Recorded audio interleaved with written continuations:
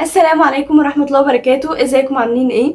طبعا انتوا عارفين مادة زي العربي مهمة قد ايه، لان عليها 80 درجة، وال80 درجة دول يا اما يرفعوك قوي في المجموع يا اما ينزلوك قوي، وطبعا هيرفعوك في المجموع واحنا مش عايزين الاختيار التاني، وده هيكون بان انت تهتم كويس قوي بكل فروع العربي. تنظم وقت مذاكرته كويس قوي، وبلاش ان انت تهتم بفرع على حساب التاني، او في ناس اصلا ما بتبداش العربي من اول السنه. لا، انت ابدا العربي من اول السنه، حطه في الجدول، نظم وقته كويس قوي، وحاول ان انت تكون ملم بكل الفروع، لان كل فرع هتتقنه ده هيجمع لك ال 80 درجه. وطبعا ده هيكون محتاج ان انت تختار مدرس كويس جدا، سواء في الشرح او في الحل او في التفسير للحلول. كل الحاجات دي مهمة جدا ان انت تكون واخد بالك منها، علشان المدرس هو اللي هيعرف ينظم لك ازاي تذاكر كل فرع، وهو اللي هيعرف يقولك ازاي تتعامل مع كل فرع.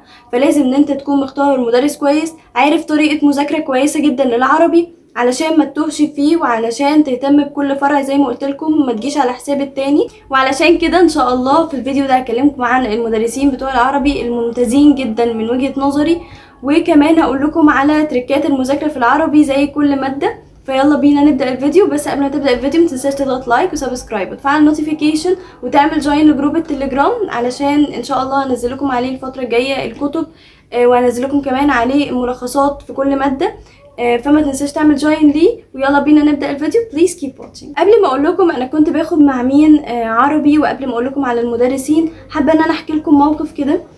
قبل ما ابدا خالص السنه، وقبل ما ابدا خصوصا درس العربي، حبيت ان انا كده اشوف البلاغه والنحو، وابدا ان انا اراجع عليهم بتوع سنه اولى وتانية، بحيث ان انا ابقى داخله تالتة متاسسه كويس فيهم.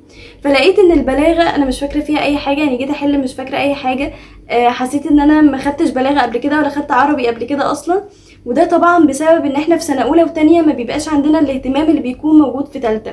بنحاول ان احنا نذاكر بمجرد ان احنا ندخل الامتحان نحل كام سؤال فننجح وخلاص. انما في سنه تالتة طبعا مش عايز الكلام ده. فمن وقت ده بقى انا بدات ان انا ابحث على مدرس كويس للعربي، وصراحه والدي هو اللي اقترح عليا مستر رضا الفاروق، وحجزت مع مستر رضا الفاروق على امل ان في حاجه تتظبط من البلاغه او النحو. فلما حجزت معاه بدات ان انا اخد اول حصص التاسيس، وبعد كده اول حصه لقيت ان انا في فرق شاسع جدا بين مستوايا قبل ما اخد مع مستر رضا الفاروق وبعد ما اخدت معاه. حقيقي فرق معايا جدا جدا جدا، ومن اول حصه واول اسبوع حسيت ان في فرق كبير جدا في مستوايا. حاسه ان انا فاكره كل حاجه، بدات البلاغه والنحو يتظبطوا كويس قوي، حتى القراءه والنصوص ما بغلطش فيهم كتير. وطبعا ده كان مأكد لي التغيير ده في مستوايا هو امتحانات الحصص كمان. يعني لقيت ان انا اول حصه مثلا مقفله امتحان اللي بيبقى قبل ما تبدا الحصه، تاني حصه برضو مقفلاه، تالت حصه مقفلاه، وحط لكم درجاتي انا برضو علشان تتاكدوا من كلامي. بعد كده بقى بدأنا ان احنا نمشي في المنهج، ناخد عدى شهر مثلا، كنت برضو بقفل كل الامتحانات في كل الاسابيع. فقلت ان ممكن ده يرجع ان انا كنت شايفة الامتحانات كويسة، امتحانات مستواها متوسط مش مستويات عليا. فاستنيت الامتحان الشامل بتاع العربي، اول امتحان شامل لمستر رضا الفاروق. دخلت الامتحان وفعلا قفلته وجبت فيه برضو 80 من 80، وكنت طالعه الاولى. مستر كرمني على اليوتيوب، وكمان بعت لي الدرع بتاع مستر رضا الفاروق اللي كلنا عارفينه، وحط لي مبلغ كمان في المنصه. فحقيقي كانت خطوه تحفزني وتحسسني ان انا فعلا مستواي اتغير في العربي، وكملت على كده بقيه الشهور الحمد لله. فكان العربي من امتع المواد اللي انا كنت باخدها، ومن امتع الحصص اللي كنت بحضرها لمستر رضا الفاروق. طبعا احنا عارفين ان حصص مستر رضا الفاروق طويله، وده هتكلم عنه في الاخر علشان ناس كتير طبعا ما بتحبش كده، وهتكلم عن الموضوع ده. بس دلوقتي هنتكلم عن افضل 2 مدرسين في العربي، وهو مستر رضا الفاروق ومستر محمد صلاح. مع احترامي طبعا لكل مدرسين العربي اللي على اليوتيوب، هما فعلا بيبذلوا مجهود كبير معانا طول السنه، وبيبذلوا مجهود خاصه ايام المراجعات كمان، سواء مستر عبد الله الشهاوي، مستر وليد محسن، كل دول بيتعبوا معانا جدا خلال السنه، سواء على اليوتيوب او على المنصات بتاعتهم. فمش عايزين ان احنا ننسى مجهود اي حد استفدنا منهم على مدار السنه. بس انا في الفيديو ده هتكلم عن 2، هو مستر رضا الفاروق ومستر محمد صلاح، علشان انا جربتهم الاتنين في سنه تالتة. يعني مستر رضا الفاروق انا كنت واخداه طول السنه في سنه تالتة. مستر محمد صلاح كنت متابعاه كويس قوي في مراجعات، وكنت كمان متابعاه في سنه اولى وتانية، فانا عارفه نظامهم ايه، وهو ده اللي هتكلم عنه دلوقتي. هكلمكم عن نظام مستر رضا الفاروق ومستر محمد صلاح، وفي الاخر هنعمل مقارنه بينهم، وايه الحاجات اللي انتوا بتبقوا شايفينها عيوب ونفكر نحلها ازاي. اول حاجه هنتكلم عن نظام مستر محمد صلاح. مستر محمد صلاح عامل طبعا المنصة كلنا عارفينها، هيعمل فيها، هيبدأ بالمحاضرات التأسيسية هينزلها على اليوتيوب وعلى المنصة. طب ايه الفرق بين اليوتيوب والمنصة؟ الفرق بين اليوتيوب والمنصة ان هو المنصة هيبقى فيها امتحان على المحاضرة التأسيسية دي، هيخليك تبدأ معاه الكورس اللي بعده او بداية المنهج. كمان مستر محمد صلاح مهتم جدا بالدعم بتاعه او تيم الدعم بتاعه، سواء علمي او نفسي. بيهتم جدا بالجزء النفسي للطلبة، بيحاول ان هو يهون عليكم السنة وضغوطاتها ومشاكلها، وبيحلها لكم. يعني الدعم بتاعه بيبدأ ان هو يتواصل معاك ويفكر معاك في حل كل مشكلة سواء في المنهج او بره المنهج. وكمان المستر عنده طبعا ارقام التواصل وجروبات على الفيسبوك، دي بتقدر ان انت تبعت لهم الاسئله اللي انت عايزها ويبداوا يردوا عليك ويشوفوا لو عندك اي مشكله في المنهج بيحاولوا ان هم يحلوها لك. وطبعا بينزل لك امتحان وواجب كل حصه وبتبدا ان انت تحلهم وتبعتهم على المنصه. ده كده كان نظام مستر محمد صلاح في المنصه. طيب مستر رضا الفاروق، انا هكلمكم عن تجربتي وبعد كده هقول لكم الحاجات اللي هو مزودها السنه دي. اول حاجه في تجربتي هو كان بينزل لنا الحصه قبل الحصه، بينزل امتحان افتتاحي. الامتحان الافتتاحي ده انت لو ما عديتهوش ما بتدخلش الحصه، لازم ان انت تحله وتنجح فيه علشان ان هم يدخلوك على الحصه اللي بعدها.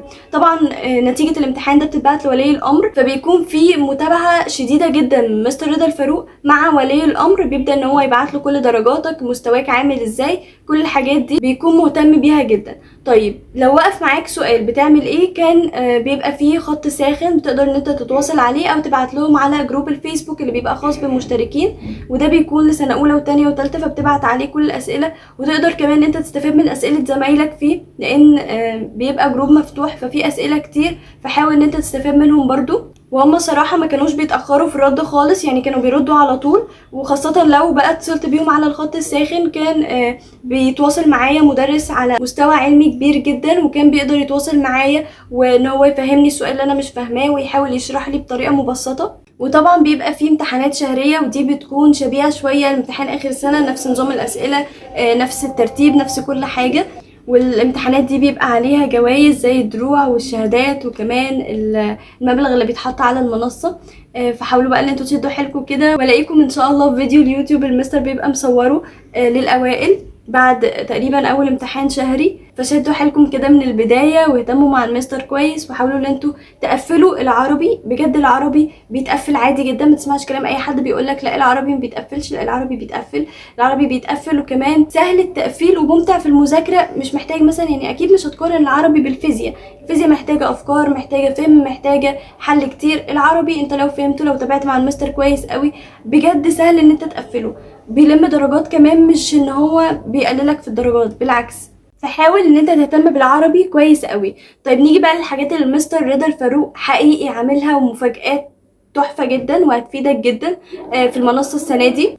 اول حاجه ضايفها السنه دي مستر رضا الفاروق هي زوم ميتنج. زوم ميتنج ده عامله للطلبه اللي عندها مشكله في فرع معين، عندها مشكله في حاجه معينه في الماده، بيبدا ان هو يعمل زوم ميتنج ويشرحها لكم بطريقه مبسطه ويحاول يسهلها عليكم. وده طبعا طلبه كتير جدا محتاجاه، وطلبه كتير عندها مشاكل. زي ما انا قلت لكم انا كان عندي مشكله في البلاغه في اول السنه، فاكيد في طلبه منكم كتير عندها مشاكل، سواء مثلا في الادب مش عارفه تحفظه، مش عارفه تفهمه كويس. كل الحاجات دي المستر هيعملها السنه دي في زوم ميتنج، ويبدا ان هو يتواصل معاكم ويحلها لكم. تاني ميزه المستر ضايفها للمنصه السنه دي، وهي ان هو انت لو غلطت في اي سؤال على المنصه بيجيلك تفسير الحل، تفسير السؤال ده بحله، بشرح الحل ده وليه غلط.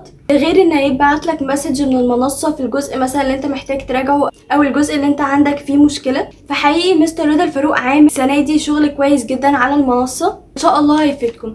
اول حاجه نتكلم بقى فيها عن المقارنه بين مستر محمد صلاح ومستر رضا الفاروق، هي ان مستر رضا الفاروق محاضراته طويله جدا. فهل المحاضرات الطويله دي حاجه غلط؟ مبدئيا مستر رضا الفاروق مش بيطول المحاضره الا لمصلحتكم انتوا، وهي ان انتوا تراجعوا اكتر من مره، يراجع الشرح معاكم اكتر من مره، ان هو يقول لكم كل حاجه وما يسيبش اي حاجه. ودي حقيقه بتحصل، ان كل محاضره وكل درس بتاخده يكون عطيك فيه كل المعلومات اللي هتحتاجها، خاصه في امتحان اخر السنه. فحقيقي الفيديوهات الطويله هي مهمه جدا ليك. وعشان تعالج مثلا موضوع الفيديوهات الطويله، انت ممكن ان انت تعلي السرعه على مثلا 1.5 ولا حاجه، فمش هتحس بفرق الوقت قوي ومش هتحس بطوله قوي.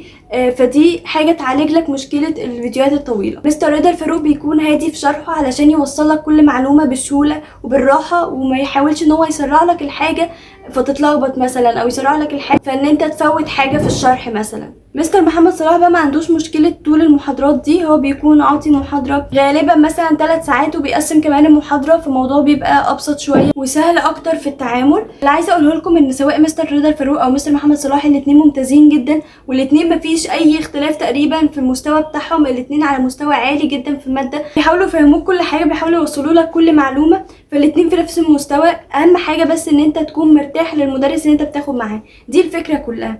طيب ايه التريكات اللي انت تعملها في مذاكره العربي؟ اول حاجه لازم تبقى عارف ان سواء القراءه او النصوص المتحرره الاثنين هيكونوا صعبين معاك في البدايه، هتلاقي ان انت بتغلط كتير، ده طبيعي جدا ما تقلقش. المشكله او الحل المشكله دي هو ان انت تحل كتير، تتدرب على اكتر من قراءه، تتدرب على اكتر من نص، وده بيبقى موجود في الكتب او حتى في مذكرات مستر رضا الفاروق او مستر محمد صلاح، الاثنين بيبقوا حاطينها فيه وبيبقوا مهتمين جدا بيها علشان عليها درجات كتير. تاني حاجه لازم تضمنها كويس قوي وهي النحو من بدايه السنه. حاول ان انت تهتم بكل درس بيتقالك وتحفظ كل قاعده بتتقالك، علشان الموضوع ده مهم جدا، ومحدش يقول النحو بيتفهم ما بيتحفظش، لا، النحو علشان يفضل ثابت معاك لاخر السنه انت لازم تحفظ القاعده كويس قوي، لازم تحفظ تركات القاعده وتركز عليها، لان دي اللي بتيجي في الامتحان. وسواء مستر برضو رضا الفاروق او مستر محمد صلاح الاثنين بيقولوها وبيوضحوها، بيقولوا لك بيسال في الامتحان في كذا، فانت لازم تكون مهتم بالموضوع ده كويس قوي. طيب بعد كده الادب بيتحفظ، الادب لازم ان انت تهتم بحفظه كويس قوي، لان اهم حاجه فيه هي الحفظ. الادب ما بيحصلش فيه حاجه وما بيتعملش فيه غير ان انت تحفظه. احفظ ادب كويس جدا جدا جدا، فرق بين كل مدرسه والتانيه وسماتها كويس قوي، اعمل لهم كده مايند ماب، كل مدرسه حاول ان انت تطلع السمات بتاعتها، الشعراء بتوعها، كل حاجه او كل مدرسه حاول ان انت تعملها مايند ماب وتربطهم ببعض علشان ما تتلخبطش بيهم في الامتحان. في حاجات وفي سمات بتبقى متوضحه كويس قوي، اول ما بتشوفها كده في السؤال بتعرف ان دي في مدرسه كذا. بعد كده البلاغه تقريبا في سنه ثالثه درس واحد، بس انت اهم حاجه ان انت تكون مراجع منهج البلاغه بتاع سنه اولى وسنه ثانيه كويس جدا جدا جدا، لان هو ده تقريبا اللي بيجي في الامتحان. يعني بيجي اسئله كتير قوي على البلاغه خاصه من سنه اولى وسنه ثانيه، فبلاش ان انت تهمل سنه اولى وسنه ثانيه سواء في النحو او في البلاغه. بعد كده عندك التعبير بأنماطه، المدرسين بيدربوك عليه كويس جدا، فحاول ان انت تكون متدرب عليه من اول السنه. اكتب بايديك، يعني التعبير اكتبه بايديك خاصه المقالي، حاول ان انت تركز فيه كويس قوي، اغلط مره واثنين وثلاثه وتعلم من غلطك، ما تفقدش الامل وبطل ان انت تكتب، لا، الممارسه كتير هي اللي هتعلمك اكتر، وهي دي اللي هتخليك تغلط فتتعلم من غلطك. وبس كده، دي كانت الحاجات اللي كنت عايزه اركز لكم عليها في العربي والتريكات في المنهج. وطبعا انا قلت لكم المدرسين اللي انا كنت باخد معاهم كنت بسمعهم، فحاول ان انت تاخد مع مدرس اللي انت ترتاح معاه. وده كان فيديو النهارده، بتمنى ان شاء الله ان هو يفيدكم، وحاولوا ان انتوا تعملوا بكل نصيحه بقولها لكم. بتمنى لكم التوفيق جميعا يا رب، وثانك يو فور واتشنج.